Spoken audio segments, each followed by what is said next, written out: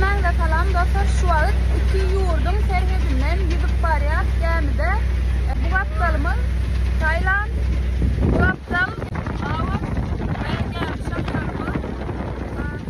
Bu gemi 2 gün ziyaret ettiye, yani 2 gün yolla hoca. Denizler yan üstünde.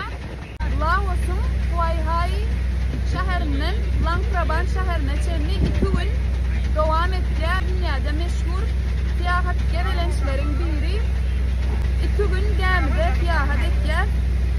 2 yurdum serhedinden. Bu geminin bahası $20. Kategori tecrübedik düşünen ve bu deryanın adı Mekong deryası ve serhet görünüşüne ulanılıyor. Yani başka yurtların serhetleri, divarlar, demir çitenekler bilen ayrılan olsa yerde derya ayrıya serhet hükmüne ulanılıyor.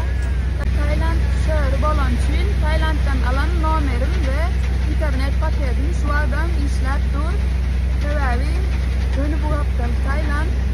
Yani gatı ilk döşükkeyle, gatı go tecrübe benim için ömrümde birinci evet bunları yalı uzun gemi siyahatini etken. Gatı go